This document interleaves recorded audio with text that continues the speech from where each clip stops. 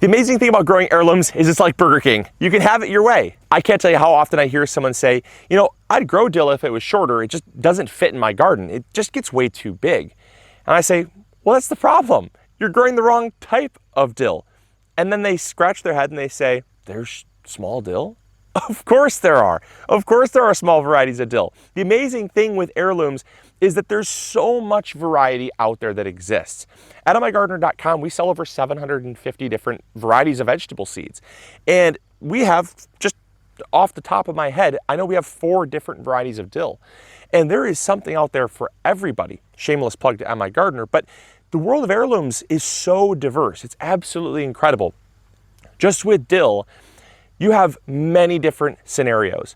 If you want a smaller dill, let's say you want just a dill that stays pretty compact, you got a square foot garden, you don't want it to overtake, you're gonna grow a variety called teddy dill. Teddy dill only gets like 12 to 18 inches tall.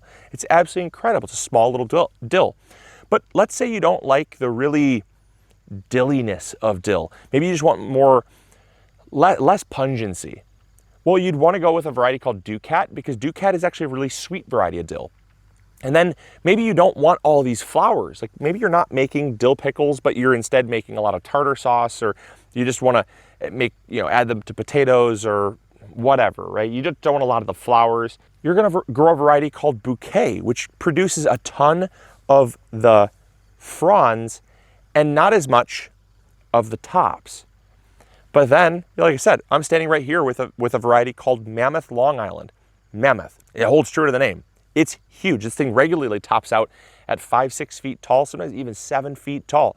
It is absolutely massive, and it produces these huge blossoms. The bees go crazy for it. And then obviously it does produce the dill leaves and the dill flowers, which is like absolutely amazing, and it smells phenomenal. Maybe this is what you want. The cool thing with dill is we're just scratching the surface. We're just scratching the surface. There are subsets of dill that can fit your every need. Now, dill is a little bit of an odd example. Let's talk about one that's maybe a little closer to home.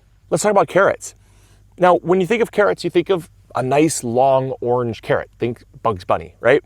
Well, with carrots, there's so many different varieties, so many, especially when it comes to heirloom carrots, because you have probably 12 or 15 different varieties. I know at MIgardener.com alone, we sell, I think 12, maybe 13 different varieties of carrots. And so if you want a colored carrot, we've got a rainbow blend carrot. If you want just a red carrot, we've got a red carrot. A purple carrot, we've got a purple carrot. There are so many different colors of carrots, right? So don't think of it as just an orange carrot. But then let's get even a little more nuanced. This is where it gets awesome. Let's say you're growing in containers and you want to make sure that you can still grow beautiful carrots, but the containers are a little on the smaller side. Or maybe your raised bed isn't that deep. Or maybe your soil is not quite as loose as it should be. Well, you're gonna wanna grow a carrot, but you're gonna wanna grow a carrot with a shallower taproot, like this Parisian carrot. Now this Parisian carrot looks like radishes. This is as big as they're ever gonna get. And what's amazing about this is because our soil was still in the building phase here in the garden at the farm, I wanted to plant carrots, but I didn't want to risk them not forming because I didn't know just, how the soil would behave the first year. The very first year we're setting up. I didn't want to sacrifice all this time and space and money on beautiful long carrots if they weren't going to produce. So I grew Parisian, and look, absolutely amazing. I'm growing a crop that fits my need. I'm catering a variety to my gardening style, my set of circumstances, and it's paying off. Now these are an orange carrot, but they're a shallow rooted carrot. Well, what happens if you want a longer, bigger carrot? Well, you're gonna go with like tender sweet. You're gonna go with maybe like a Danvers half long. Look how beautiful, it's almost cartoonish how beautiful. I love these Parisian carrots. They're so cool. I mean, like how amazing that is. It's huge. It's absolutely massive. It's just such a gorgeous, beautiful little carrot there.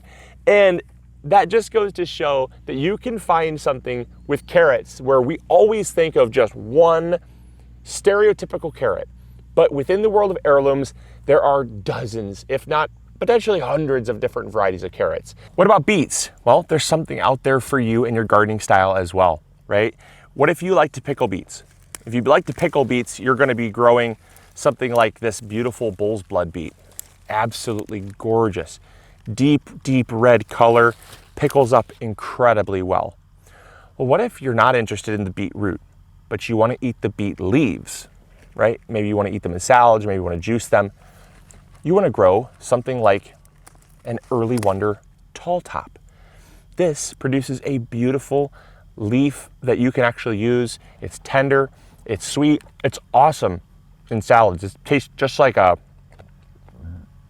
of like a spinach. It's really good, okay? Well, what happens if you're short on space and you don't want to dedicate all your garden space to, beets that get really wide? Well, you're gonna grow a variety called Cylindra. Cylindra is a taller beet. It's almost more like, kind of like a lady slipper radish, if you've ever seen that. But it grows up. It grows up so that it takes up less space. You can actually grow about twice as many Cylindra beets in the same amount of space as you can like a bull's blood or a Chioggia beet. What happens if you want a nice colorful beet that you're gonna eat in salads just raw? Grow like Chioggia. It's a rainbow, or not really rainbow, it's like a candy cane striped beet.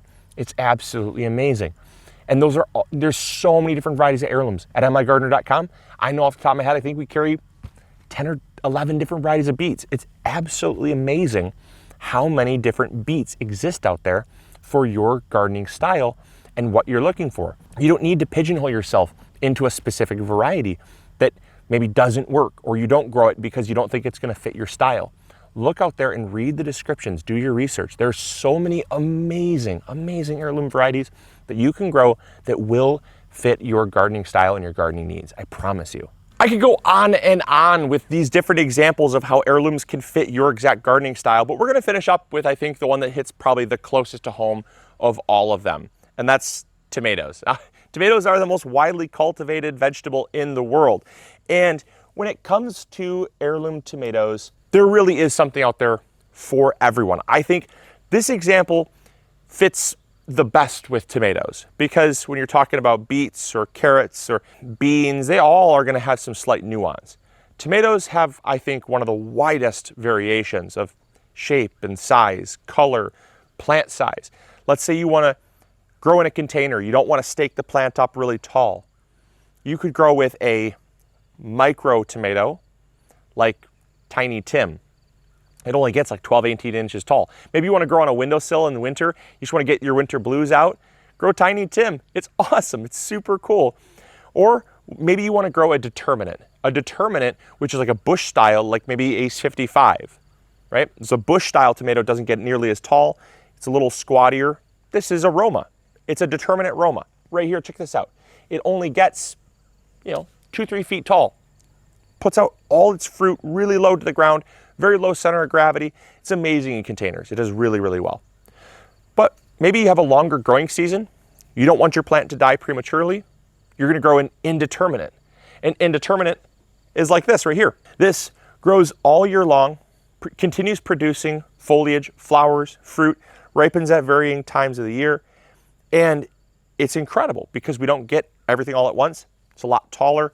We end up putting this, and we put them all in a cage, but this needs a cage. It needs some good support because you can get 8-10 feet tall very easily if the season allows for it, which is great. Dialing it in, maybe I want a tomato that I can snack on. You'd be looking for a cherry tomato. Maybe I want a tomato I can make paste with. Well, you've got yourself a paste tomato or a plum tomato, like a Roma or a San Marzano. Maybe you want a really big beefy tomato. Well, that's where you're gonna get a beefsteak. And the beefsteak, they get huge. They get absolutely huge. In fact, there's some ripe over here that are looking incredible. Check this out. Look at this tomato. This is a pink Brandywine, and it is absolutely massive. This tomato right here is an incredible example of just how massive. Look at this. This is easily pushing 1.5 pounds, and this is rather small. I've grown 2, even 3-pound tomatoes. So if you want to grow a yellow beefsteak, there's yellow beefsteaks. If you want to grow a red beefsteak, there's red beefsteak varieties. Think mortgage lifter. Maybe you want to grow a bicolored beefsteak. That's where it's like yellow and red. You might grow something like gold medal, which is actually that's the very first tomato that I've ever grown that's gotten 3 pounds in size. absolutely huge. And the variations continue on and on and on. If you want, and I'll end with this example, because tomatoes are such a wonderful, kind of perfect example for this. At MIgardener.com, we sell over 125 different varieties of heirloom tomatoes. It's incredible. It's so incredible to have that many different varieties. In fact, this November, I believe we're going to have over 140 different varieties of heirloom tomatoes. It's really remarkable. We get people that will say, yeah, well, I would grow tomatoes, but I have a sensitivity to acid. I need kind of a low acid tomato. Well, I said, well, goodness gracious. Try some of your yellow tomatoes. Yellow tomatoes, pink tomatoes.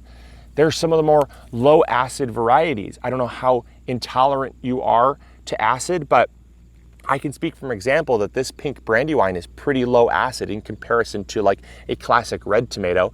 But likewise, if I were to want even more low acid, I'd go with like a yellow tomato, like a Dr. Wychie, or maybe like a Jubilee tomato.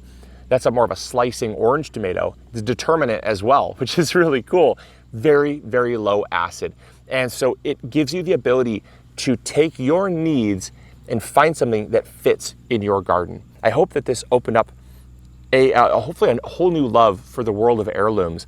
And I really hope that you'll try growing more food in your garden that maybe fits in your criteria, rather than just growing food in general, growing plants in general, because it really unlocks a whole new appreciation for the food you're growing when it's exactly what you want, right? As they say, Burger King, have it your way. There's something special about having it exactly your way. You know, settling for something is okay, but we always know that we're settling for something. But when we are not sacrificing anything and it's exactly what we want, there's a really special feeling that comes from that. And so I hope you guys enjoyed. I hope you all learned something new. If you did, make sure to hit that like button. Subscribe if you haven't already. And also, let me know your favorite heirloom varieties in the comments box down below. Catch you guys later. See ya. Grow bigger. Bye. Hey, thank you so much for watching today's video. I really appreciate it. If you enjoyed, consider clicking this one. You'll probably enjoy it just as much. I want to thank you for your viewership, because without it, this channel would not be as amazing as it is. Also, if you haven't subscribed, consider subscribing. It's free, and we upload videos every Monday, Wednesday, or Friday. We also have vegetable seeds, fertilizer, or tools. If you need any of those, consider visiting MIgardener.com. Links will be in the description box below. We've got you covered. And as always, we'll see you all in the garden. Take care.